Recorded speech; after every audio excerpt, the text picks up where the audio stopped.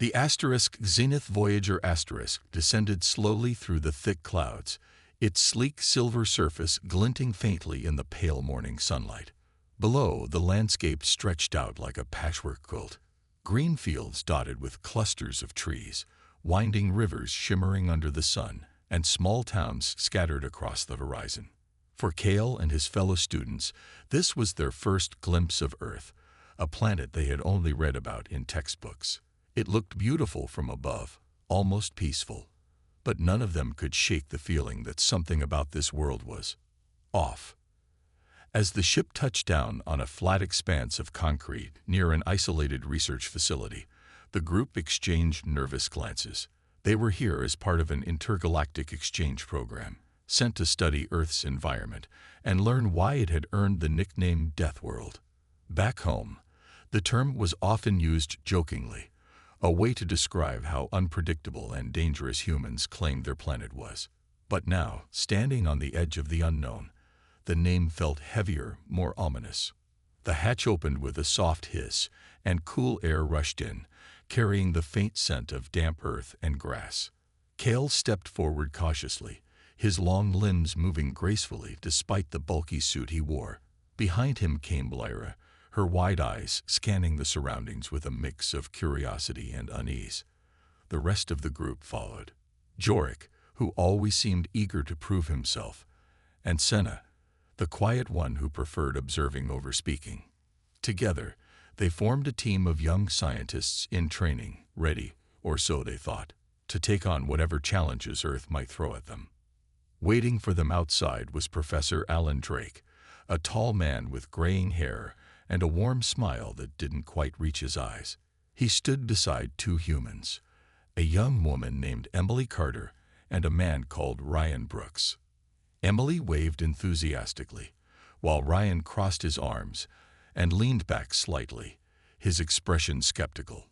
"Welcome to Earth," Professor Drake said, his voice calm but tinged with something unspoken. "I hope you're prepared for what's ahead." Kale tilted his head slightly, his pale blue skin catching the light. "Prepared. We've studied everything there is to know about your planet," he replied confidently. "Your storms, your wildlife, even your bacteria. What could possibly surprise us?" Professor Drake chuckled softly, though it sounded forced. "You be surprised," he murmured before turning to lead them toward the facility.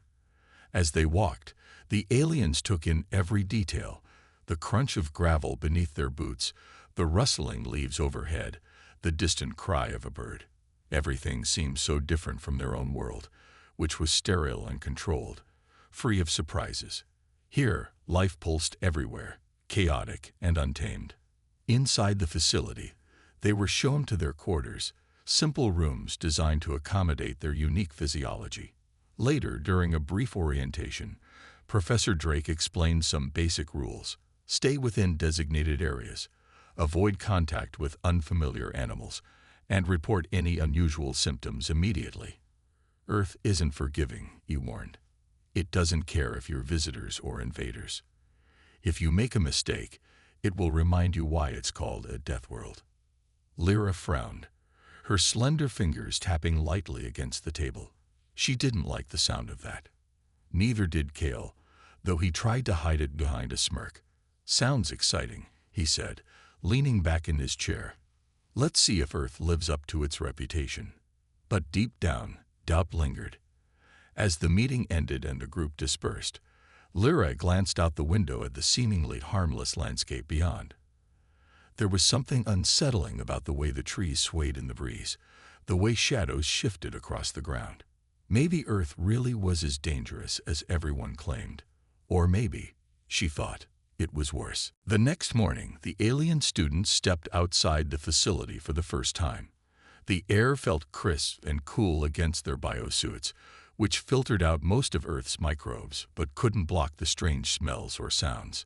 Kale took a deep breath, his nostrils flaring slightly as he tried to process the unfamiliar scents, earthy, sharp, and alive.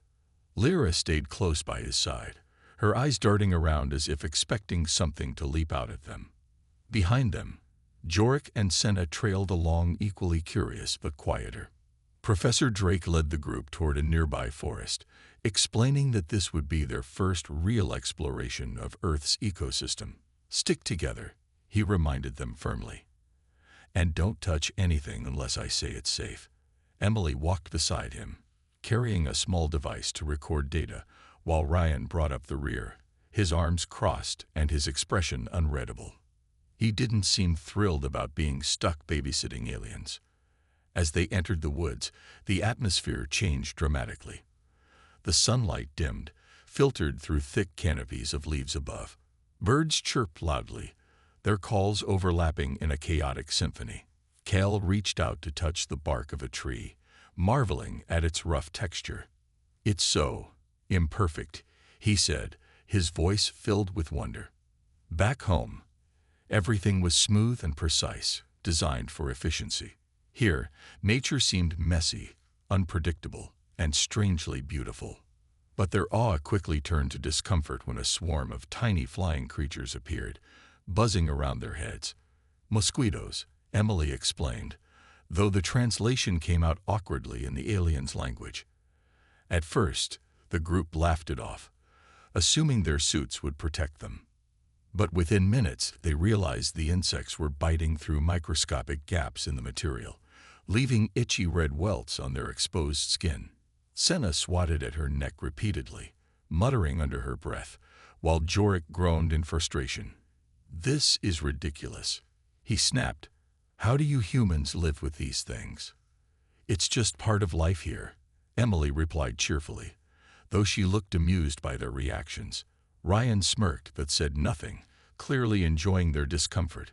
Kel shook his head, rubbing his arm where one of the bites had broken through. "I thought we studied all of Earth's dangers," he muttered. "No one mentioned these pests." Their troubles didn't end there. As they ventured deeper into the forest, they stumbled upon a narrow trail littered with fallen leaves and twigs. Suddenly, Senna froze, pointing toward a large rock partially hidden by bushes. Coiled near the base was a snake, its scales patterned like mottled earth, its tail rattling softly. Lyra gasped, instinctively stepping back. Even Professor Drake raised a hand to signal caution. "That's a rattlesnake," he said quietly. "Stay calm, and it won't attack." Cale stared at the creature, fascinated yet uneasy. "It looks harmless," he said, leaning forward slightly. "It's not," Ryan interjected sharply. "One bite, and you're dead without treatment. Trust me, you don't want to test it." The group hesitated, unsure whether to believe him. Finally, Professor Drake guided them away from the snake, reminding them to keep their distance from any wildlife. By the time they returned to the facility later that afternoon, the aliens were visibly shaken. Their earlier excitement had faded, replaced by a growing sense of unease. Back inside, Senna inspected her swollen wrists in the mirror, frowning deeply. "This planet is hostile," she said flatly. "Everything here seems designed to hurt us." Lyra nodded slowly, sitting down on a chair. "Maybe Deathworld isn't such an exaggeration after all." Cale didn't respond right away. Instead, he gazed out the window at the trees swaying gently in the breeze. For a moment, he wondered if they'd made a mistake coming here. Earth was unlike anything he'd ever encountered, wild, untamed, and full of surprises, some good, some bad. And maybe, just maybe, some far worse than they could imagine. The next day, the group gathered in a small conference room inside the facility for what Professor Drake called a cultural exchange session. The walls were lined with maps of Earth and charts showing its ecosystems. Emily stood at the front of the room, smiling brightly as she prepared to share stories about the planet. Ryan leaned against the back wall, arms crossed, looking bored but watchful. "Earth might seem dangerous," Emily began, her voice warm and friendly. "But it's also full of wonder. Humans have lived here for thousands of years, adapting to every challenge nature throws at us. We've faced predators, diseases, natural disasters, and we've survived." Cale tilted his head, intrigued. "How do you survive when everything seems so unpredictable?" he asked, His pale blue skin shimmered faintly under the fluorescent lights as he shifted in his seat. Emily hesitated, then smiled again. It's not easy, but humans are resilient. For example, take storms, hurricanes, tornadoes, blizzards. They can destroy entire cities, but people rebuild. Or think about animals like lions or sharks. They're powerful hunters, but humans learned how to avoid them, or fight back if needed. Ryan snorted from the corner. Sounds more like stubbornness than resilience. He muttered loud enough for everyone to hear. Emily shot him a quick glare before continuing. But it's not just about fighting back, she said firmly. Humans also learn to coexist with nature. Farmers plant crops that suit the soil. Fishermen respect the ocean's limits. Even scientists study diseases to find cures. It's all about balance. Lyra listened carefully, her sharp eyes narrowing slightly. Balance? But what happens when something disrupts that balance? Emily hesitated again, glancing at Professor Drake. He nodded subtly, encouraging her to answer. Well, she said slowly, when balance is disrupted, things can get messy. Like invasive species taking over habitats or pollution harming ecosystems. Sometimes, even small changes can lead to big problems. Jorik leaned forward, frowning. So your planet fights back against anything that threatens it? In a way, yes, Professor Drake chimed in. Earth's biosphere is incredibly complex. Every living thing plays a role. If something new arrives, whether it's an animal, a plant, or even visitors like yourselves, it can upset the balance. And when that happens, Earth reacts. Senna shivered slightly, rubbing her arms. Reacting doesn't sound good. It depends, Ryan said dryly, pushing off the wall. Sometimes it's harmless. Other times. He trailed off, leaving the sentence unfinished, but his tone made it clear he was talking about danger. Later that evening, after the session ended, Cale wandered outside alone. He wanted to see more of Earth's night sky, which Emily had described as breathtaking. The stars were faint compared to those on his home planet, but there was something calming about the darkness. As he stood gazing upward, he heard footsteps behind him. Turning, he saw Lyra approaching, her expression thoughtful. What do you think? She asked quietly, joining him. About what they said today. Cale shrugged. I don't know. Humans seem proud of surviving here, but I still don't understand why Earth would react to us. We're just visitors. Are we? Lyra replied, her voice low. Think about it. Everything here is connected. Maybe Earth sees us as intruders. Cale frowned, considering her words. Before he could respond, a distant howl echoed through the trees, low and haunting. Both aliens froze, staring into the darkness. The sound sent a chill down Cale's spine, though he tried to hide it.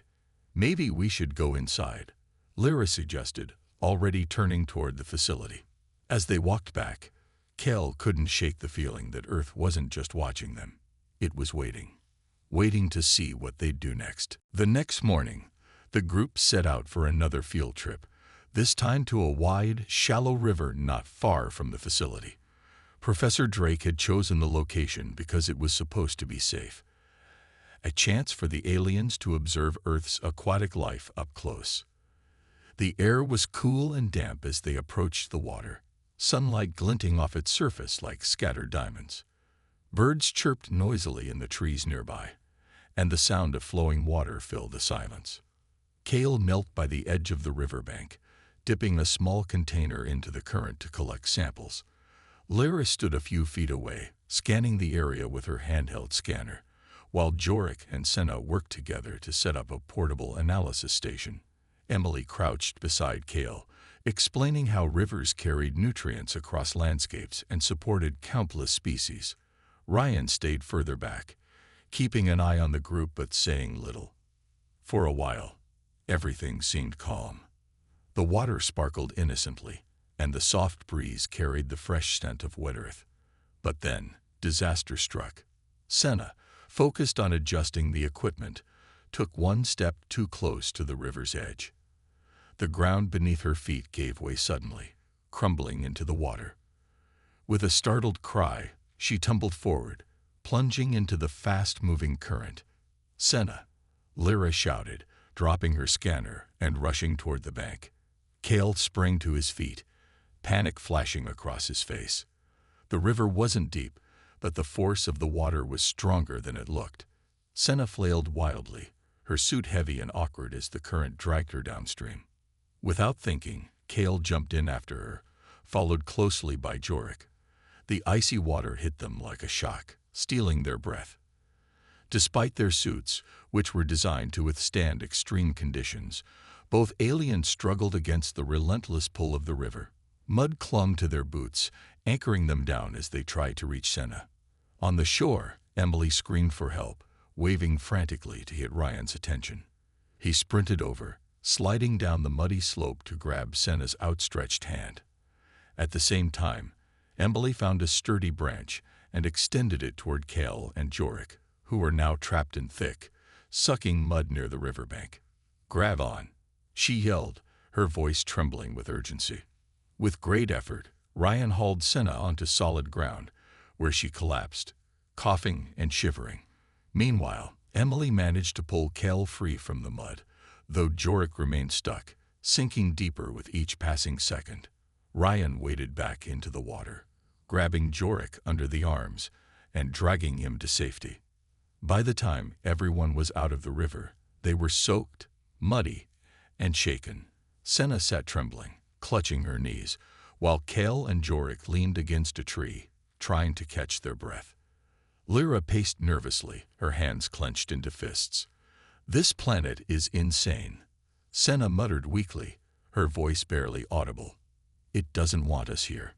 Professor Drake arrived moments later, alerted by the commotion. His face was pale with worry as he assessed the situation. "Is everyone okay?" he asked, his tone sharp with concern. When no one answered, he repeated himself more firmly. "Are you hurt?" "We're fine," Cale said finally, though his teeth chattered from the cold. "Just shaken." Back at the facility, the group gathered in the main room, still damp and covered in mud. The mood was somber, the earlier excitement replaced by tension. No one spoke much, but the incident weighed heavily on all of them. Lyra stared at her hands, her mind racing with thoughts about Earth's hostility.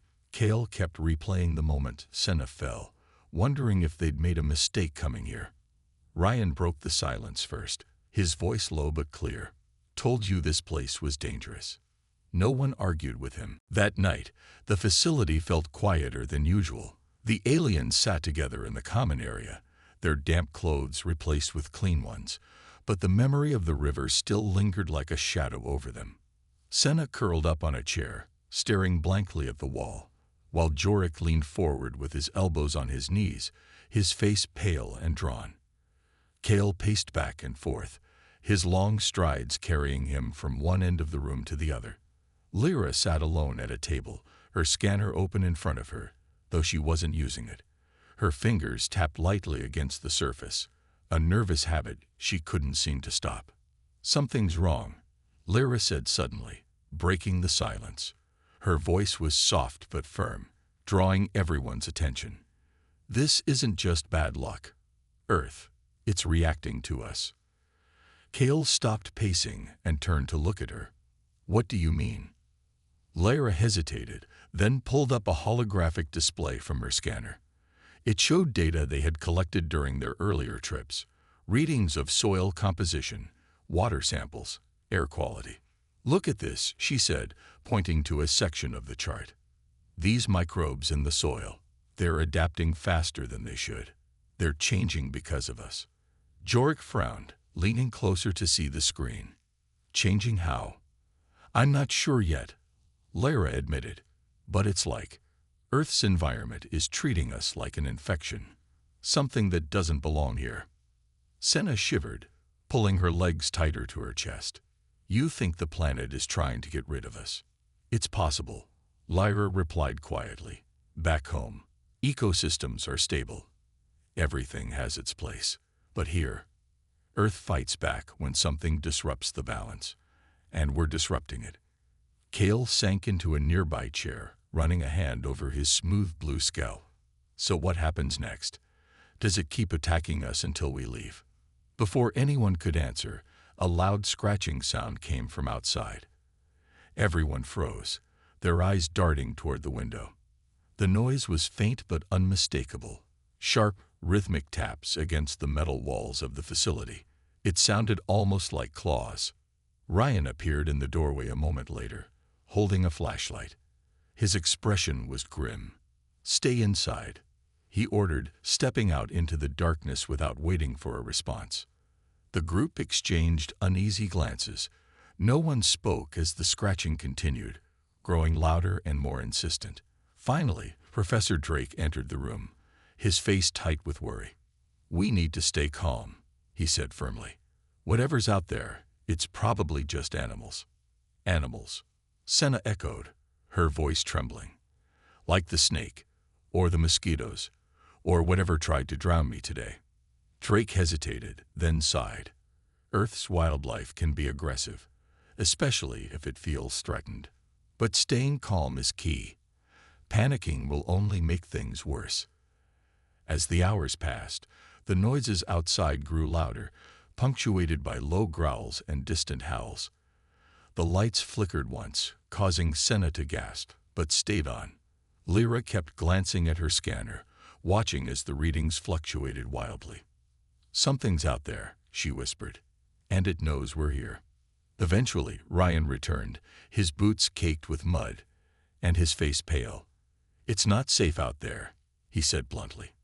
"There are wolves and bears, more than I've ever seen in one place. They're circling the facility." The room fell silent again. Kale stood up abruptly, walking to the window and peering outside. Through the glass, he could see glowing eyes scattered across the tree line, reflecting the dim light from the building. He stepped back quickly, swallowing hard. "They're watching us." Professor Drake moved to the center of the room, his hands raised slightly in a calming gesture. "We'll be fine as long as we stay inside. This facility is secure. Just don't go outside unless absolutely necessary." No one argued, but the tension in the room was thick enough to cut with a knife. Lyra closed her scanner, her mind racing. If Earth really was fighting back, then this was only the beginning. And none of them knew how far it would go, or what it might do next. The storm hit just after midnight, rolling in with a ferocity that none of them had anticipated. Thunder rumbled like a living thing, shaking the walls of the facility, while lightning split the sky into jagged pieces. Rain poured down in sheets, turning the ground outside into a swampy mess. The power flickered once, then twice, before finally cutting out completely, plunging the building into darkness. For a moment, no one moved. The only sounds were the howling wind and the relentless drumming of rain against the windows. Then Senna let out a small whimper, her voice barely audible over the chaos. "What do we do now?" she asked, clutching her knees tightly to her chest. "We stay calm," Professor Drake replied, his voice steady despite the tension in the air. He fumbled for a flashlight and switched it on, casting a weak beam of light across the room. Shadows danced along the walls, making the space feel smaller, more claustrophobic. The backup generator should kick in soon. But the generator didn't start. Instead, the scratching noises from outside grew louder, more frantic. Claws scraped against the metal walls, followed by deep, guttural growls that sent chills down everyone's spines. Kale stood near the window, peering through the streaks of rain. His eyes widened as he saw shapes moving in the darkness, too many to count. Eyes glowed faintly in the storm, reflecting the occasional flashes of lightning. "They're getting closer," he muttered, stepping back quickly. His voice betrayed a hint of fear, something rare for him. "Why are there so many?" Ryan appeared beside him, gripping a heavy wrench like a weapon. "It's the storm," he said grimly. "Animals seek shelter during weather like this. But they're not acting normal. They're too aggressive." Lyra sat huddled in a corner, clutching her scanner, even though it was useless without power. Her mind raced as she tried to piece together what was happening. Was Earth itself driving these creatures toward them? Or was it just coincidence, bad luck piling on top of worse luck? Either way, they were trapped. Suddenly, a loud bang echoed through the facility, a door slamming shut somewhere in the distance. Everyone froze, their breaths catching in unison. That came from the storage wing, Emily whispered, her face pale. "We need to check it." "No way," Ryan snapped, gripping his wrench tighter. "We stay put. Whatever's out there isn't friendly." Before anyone could argue, another sound joined the mix. Soft, rhythmic tapping coming from the ceiling above them. It started slow, almost hesitant, but quickly grew louder and faster. Dust fell from the panels overhead, and the structure groaned under some unseen weight. "What is that?" Jorik demanded, his voice rising in panic. He backed away from the center of the room, his wide eyes locked on the ceiling. Nobody answered. They didn't need to. The truth was clear enough. Something, or multiple somethings, had found its way inside. Professor Drake stepped forward, trying to maintain control. "Everyone, stay together. If we stick close, we can handle whatever comes next." But his words offered little comfort. Moments later, a section of the ceiling collapsed with a deafening crash, sending debris flying everywhere. A large creature tumbled down with it, landing heavily on the floor. Its fur was matted with mud, its teeth bared in a snarl. It looked like a wolf, but bigger, fiercer, and completely wild. Chaos erupted. The group scattered, shouting and scrambling to avoid the beast. Ryan swung his wrench with all his strength, striking the animal hard enough to drive it back momentarily. Kale grabbed a chair, using it as a makeshift shield, while Lyra and Senna pressed themselves against the wall, trying to stay out of reach. "Get to the main hall," Drake shouted, waving them toward the exit. One by one, they obeyed, dodging the snapping jaws of the enraged creature. More growls echoed from deeper within the facility, signaling that others were closing in. By the time they reached the main hall, they were breathless and battered. The door slammed shut behind them, but none of them felt safe. Outside, the storm raged on, and inside, Earth's fury seemed far from over. As dawn broke, the storm began to fade. The rain slowed to a drizzle, and the wind died down, leaving behind an eerie stillness. Inside the facility, the group huddled together in the main hall, exhausted but alive. Their clothes were torn, their faces streaked with dirt and sweat. No one spoke for a long time. They simply sat there, listening to the sound of their own breathing. Finally, Professor Drake cleared his throat. "It's over," he said quietly, though his voice carried a note of uncertainty. "The worst is behind us." Kale shook his head, his pale blue skin marked with scratches. "Is it? Or is this just the beginning?" Lyra glanced at him, her expression unreadable. She had been quiet since the attack, lost in thought. Now she finally spoke. "Earth doesn't forgive easily," she murmured. "We disrupted its balance. It fought back." Ryan nodded slowly, setting his wrench down on the floor. For once, his usual skepticism was gone, replaced by something closer to awe or fear. "You're not wrong," he admitted. "This planet has a way of reminding you who's in charge." Emily wrapped her arms around herself, shivering despite the warmth of the room. "I've never seen animals act like that before," she said softly. "Not even during the worst storms. Something changed." Jorik groaned, leaning back against the wall. His leg was injured from the fall earlier, and he winced as he shifted position. "Changed because of us?" he asked bitterly. "Great. So we came here to study Earth, and instead, we made it angry." Senna hugged her knees to her chest, her eyes distant. "Maybe we should leave," she whispered, "before it gets worse." No one disagreed. The idea hung in the air, heavy and unavoidable. They had come to Earth seeking knowledge, but what they had found was far more than they had bargained for. This wasn't just a dangerous world.